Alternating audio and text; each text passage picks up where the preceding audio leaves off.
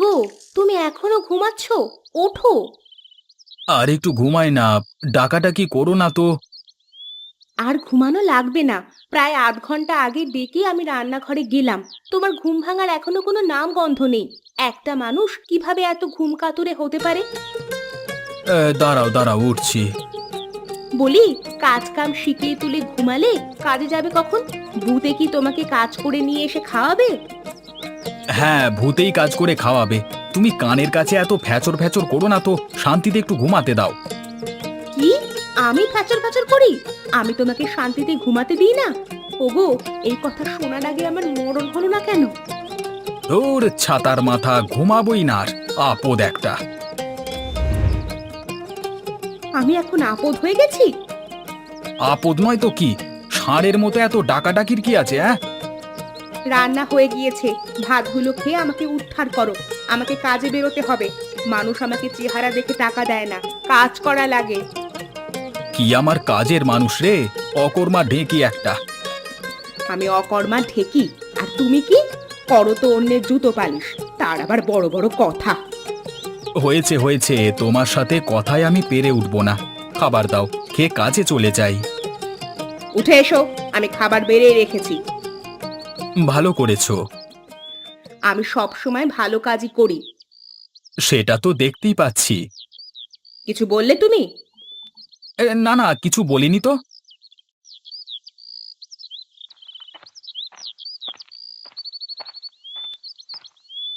ঘরের তালা আটকে রেখেছো ভালো করে? হ্যাঁ হ্যাঁ, রেখেছি। তুমি কোন দিকে যাবে আজকে? বাড়ি বাড়ি ঘুরলে বেশি জুতো সেলাইয়ের কাজ পাই না, তাই ভাবছি এখন থেকে বাজারের কাছে বসে কাজ করব। সেটাই ভালো হবে। তা তুমি কখন বাড়িতে ফিরবে? জমিদারের বাড়িতে কাজ কখন শেষ হয় তার কি আর ঠিক আছে? দেখি, যদি তাড়াতাড়ি ফিরতে পারি। তোমাকে এত করে বললাম তুমি অন্যের বাড়িতে কাজ করো না, তুমি আমার কোনো কথাই শুনলে না। আমি তো বুঝি যে তোমার একার পক্ষে জুতো সেলাই করে সংসার চালাতে অনেক কষ্ট হয়ে যায়, তাই তো আমি জমিদারের বাড়িতে বুয়ার কাজ নিলাম। তোমার মতো স্ত্রী পেয়ে সত্যি আমি ধন্য। হয়েছে হয়েছে, অত ঢং করতে হবে না, এখন কাজে যাও। ঢং না, সত্যি তোমাকে পেয়ে আমি অনেক খুশি। আমিও খুব খুশি। বেলা হয়ে গিয়েছে, তুমি এখন দ্রুত জমিদার বাড়িতে চলে যাও। দেরি হয়ে গেলে আবার বকাবকি করবে। তুমিও যাও, তাড়াতাড়ি বাড়ি ফিরে এসো। আচ্ছা, চেষ্টা করব।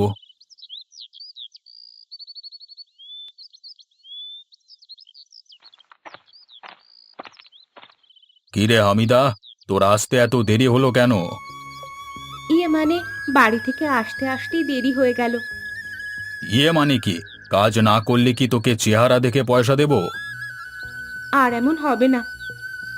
এই জন্যই এসব গরিব ফকিন্নিদের দেখতে ইচ্ছে করে না।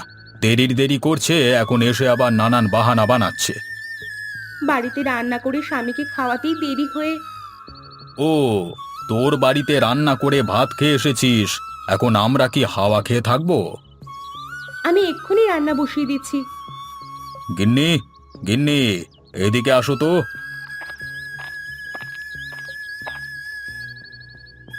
কি হয়েছে? ডাকছো কেন? তোমাকে আগেই বলেছিলাম এমন ছোট লোকের বাচ্চাকে কাজ দিও না, তখন তো শোনোনি। এখন দেখো, সে এখনো রান্না শুরু করেনি। জমিদার বাবু, আমি এক্ষুনি বসিয়ে দিচ্ছি। অল্প সময়ের মধ্যে রান্না হয়ে যাবে। এইবারের মতো ক্ষমা করে দেন। আচ্ছা যা, এইবারের মতো ক্ষমা করে দিলাম, কিন্তু এর পরের বার থেকে আগে আমাদের বাড়িতে রান্না করবি, কাজ করবি, তারপর তোর নিজের বাড়ির কাজ করবি। আচ্ছা, তাই করব। মনে থাকে যেন। মনে থাকবে জমিদার বাবু।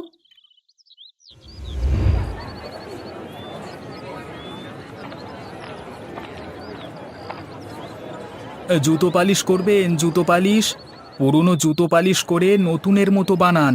ছেঁড়া জুতো থাকলে নিয়ে আসেন, জুতো পালিশ করেন জুতো।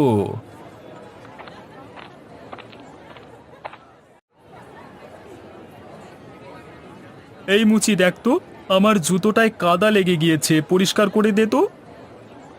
পাটা এগিয়ে দেন স্যার, পরিষ্কার করে দিচ্ছি। আরে কি করছিস ফকিরের বাচ্চা? নোংরা কাপড় দিয়ে পরিষ্কার করে দিচ্ছিস কেন? টিস্যু পেপার নেই তোর কাছে?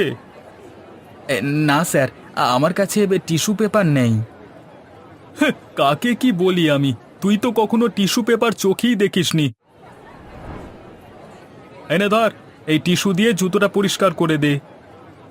দিচ্ছি স্যার। দেখুন হয়ে গিয়েছে। তেমন ভালো করে পরিষ্কার করতে পারিসনি। এই নে 5 টাকা রাখ। মাত্র 5 টাকা দিলেন? এটাই তোকে বেশি দিয়ে ফেলেছি। তোকে তো টাকা দেওয়াই উচিত না। বেশি কথা বললে এটাও দেব না, ঠিক আছে?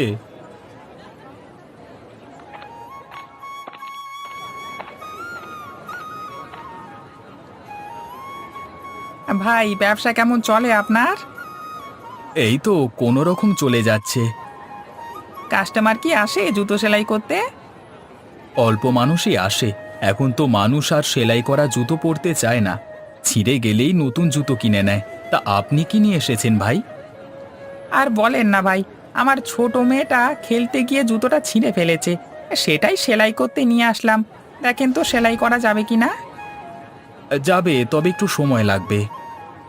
অসুবিধা নেই, আপনার যত সময় লাগে আপনি নেন। আপনি একটু বসুন, আমি এখনই সেলাই করে দিচ্ছি।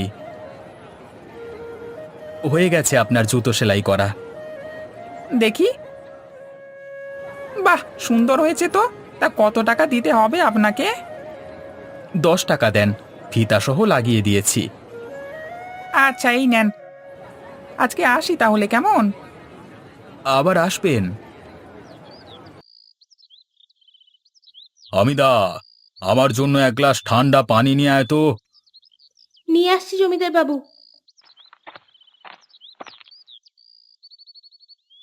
এই নিন আপনার পানি। কি ব্যাপার, পানি নিয়ে আসতে এত দেরি হলো যে? ঘরে কি ঘুমিয়ে পড়েছিলিস নাকি? না জমিদার বাবু, ঘুমিয়ে পড়িনি। আপনি বলার সাথে সাথেই তো পানি নিয়ে আসলাম। আবার আমার মুখে মুখে কথা বলছিস? এই নে তোর পানি, তুই খা। ঠিক আছে, আমি আবার পানি নিয়ে আসছি। তোর কাছে আবার আমি পানি চেয়েছি কি? না জমিদার বাবু। তাহলে পানি কে খাবে? যা, রান্নাঘরে গিয়ে মন দিয়ে কাজ কর। আচ্ছা।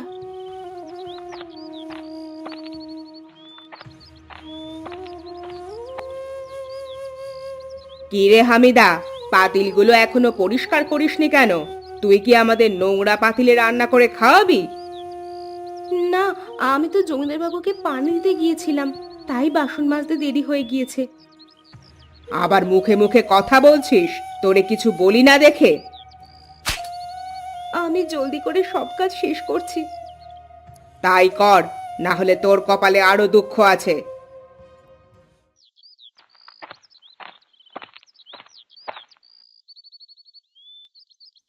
কি ব্যাপার, তুমি কখন আসলে? এই তো কিছুক্ষণ আগেই আসলাম, এসেই রান্না বসিয়ে দিয়েছি। ভালো করেছো, অনেক ক্ষুধা পেয়েছে। ঠিক আছে, তুমি গোসল করে নাও, আমি রান্না শেষ করছি। ঠিক আছে।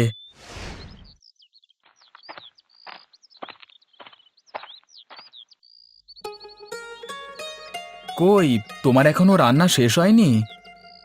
এই তো হয়ে গেছেই প্রায়। তা তোমার আজকে কত টাকা ইনকাম হলো? জুতো পালিশ করতে পারলে? আর বলো না, এখন আর মানুষ আগের মতো জুতো সেলাই করে পরে না। একটু ছিঁড়ে গেলেই আবার নতুন জুতো কিনে নেয়। এভাবে চললে তো আর সংসার চলবে না। সেটাই তো চিন্তার বিষয়। এখনকার বড় লোকেরা এমন ব্যবহার করে যেন আমরা মানুষই না। কেন, কি হয়েছে? কিছু না, এমনি। আমার রান্না হয়ে গিয়েছে, চলো ঘরে চলো। চলো, বড্ড খিদে পেয়েছে।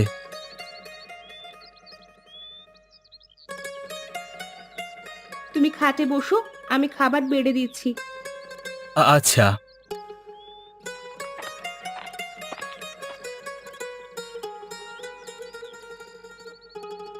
উম, কি ব্যাপার, তুমি নিচ্ছ না যে? আমি পরে খেয়ে নিব, তুমি খাও। তোমার আজকে কি হয়েছে? এমন করে কথা বলছো কেন? কই, কিছু হয়নি তো।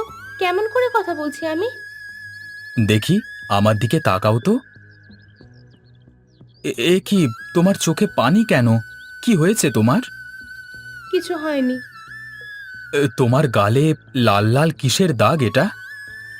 পড়ে গিয়ে ব্যথা পেয়েছি। এটা তো পড়ে যাওয়ার দাগ মনে হচ্ছে না, এটা তো হাতের নখের দাগ মনে হচ্ছে। বউ, তোমাকে কি জমিদারের বাড়ির কেউ থাপ্পড় মেরেছে? হ্যাঁ গো, কেন যে আমরা গরিব হয়ে জন্ম নিয়েছিলাম, পদে পদে শুধু অত্যাচার আর শোষণ সহ্য করতে হয়। তোমাকে আর কাজে যেতে হবে না, দরকার পড়লে না খেয়ে থাকবো, তবু সেখানে তুমি আর কাজ করবে না। তোমার তো তাহলে আরো কষ্ট হয়ে যাবে। কষ্ট হলে হোক, তবু যাবে না। তোমার গায়ে কেউ হাত তুলবে সেটা আমি সইতে পারবো না। আচ্ছা, যাব না, এখন তুমি খেয়ে নাও। তুমিও আসো, একসাথে খেয়ে নি। হাঁ করো। দাও। হ্যাঁ। আ একটা কথা কি জানো? কি?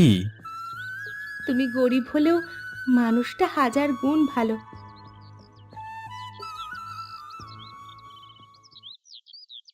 কি গো, শুনছো? বলো, কি হয়েছে? আজকে কি রান্না হবে? কেন, ঘরে বাজার নেই? শুধু কিছু শাক আছে ফ্রিজে, আর কিছু নেই। মাছ নেই কেন? না, তুমি বাজারে গিয়ে নিয়ে এসো। সেদিন না বাজার থেকে কতকগুলো মাছ নিয়ে আসলাম। সেগুলো কি আজও থাকবে? খেলে তো শেষ হবেই। আচ্ছা, ব্যাগটা নিয়ে এসে দাও। দাঁড়াও, আসছি। এই নাও, রুই মাছ পেলে নিয়ে আসবে।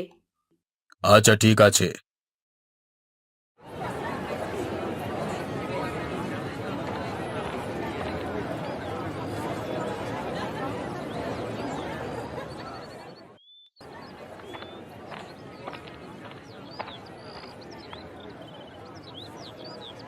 কিরে, রুই মাছ কত করে বিক্রি করছিস?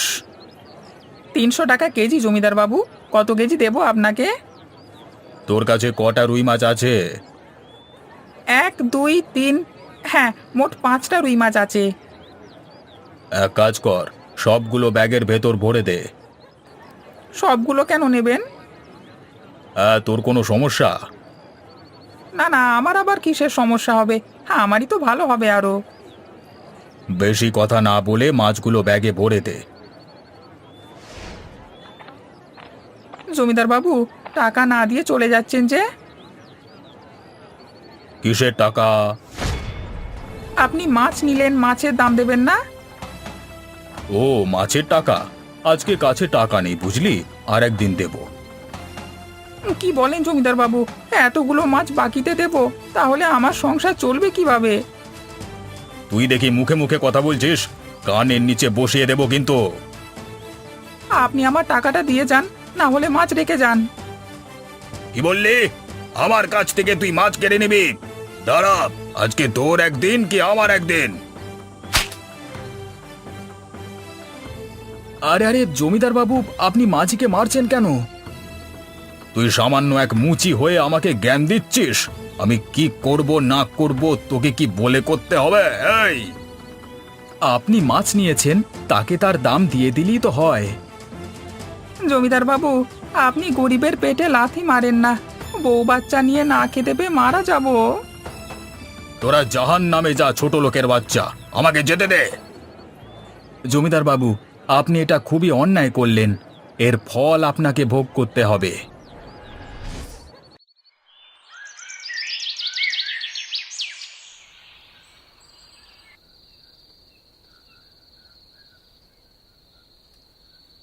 ও বউ, তুমি কই?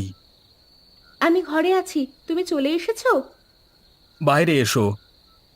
দাঁড়াও, আসছি। বাজারের ব্যাগটা ধরো।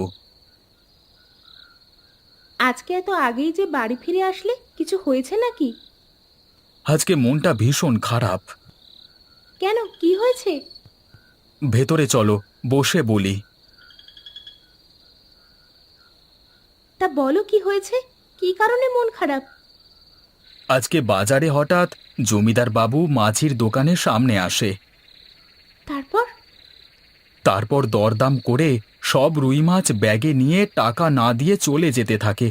বেচারা মাঝি তার কাছে টাকা চাওয়াতে কি মারটাই না মারল। তার টাকা সে চাইবে না তো কে চাইবে? তাই বলে মারবে? গরিব বলে কি আমরা মানুষ না? তারা ধনী হয়েছে বলে যা খুশি তাই করবে? এর একটা ব্যবস্থা করতেই হবে। হ্যাঁ বউ, এর একটা ব্যবস্থা ঠিক করব। কালকে বাজারের সবাই মিলে আলোচনা করব। গ্রামের সকল গরিব মানুষ, যেমন মুচি, মাঝি, বুয়া, মালি, ঝাড়ুদার, সবজিওয়ালা, ভ্যানওয়ালা, রিক্সাওয়ালা, সবাইকে নিয়ে কালকে বাজারে একত্রিত হব। তাই করো। আজকে রাত হয়ে গিয়েছে, চলো খেয়ে দিয়ে ঘুমিয়ে পড়ি। আচ্ছা আসো, আমি খাবার দিচ্ছি।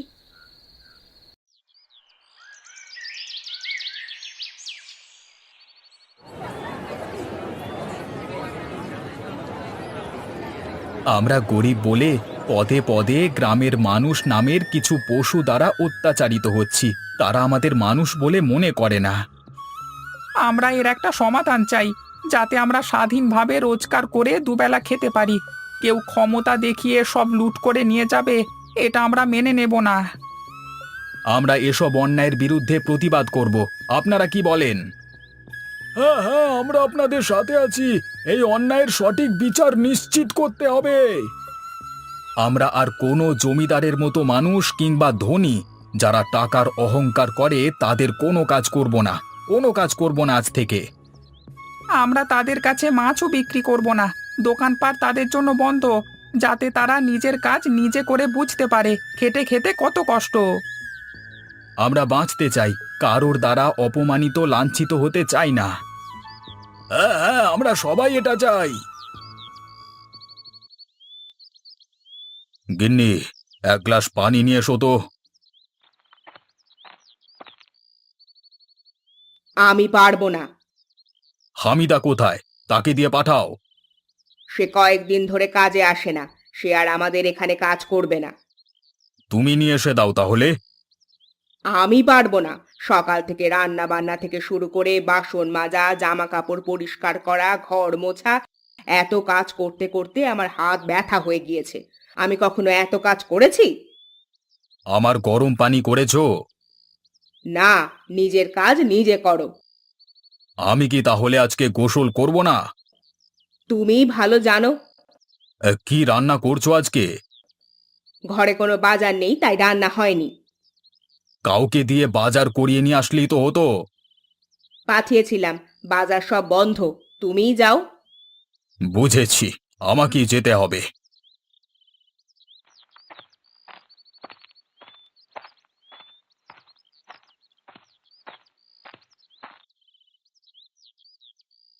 কি ব্যাপার, তোমরা বাজার খুলবে না?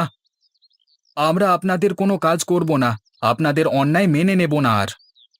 আমি আমার ভুল বুঝতে পেরেছি, আমাকে তোমরা সবাই ক্ষমা করে দাও। তোমাদের সব পাওনা টাকাও আমি পরিশোধ করে দেব। কিভাবে বিশ্বাস করব আপনাকে? আজকে কয়েকদিন ধরে ঘরে খাবার নেই, না খেয়ে আছি। আমি বুঝতে পেরেছি গরিবদের না খেয়ে থাকবার কষ্ট। আচ্ছা, আপনার কথা আমরা বিশ্বাস করলাম। কি বলেন আপনারা সবাই? তাকে ক্ষমা করা উচিত। তাকে ক্ষমা করে দেন, সে তার ভুল বুঝতে পেরেছে।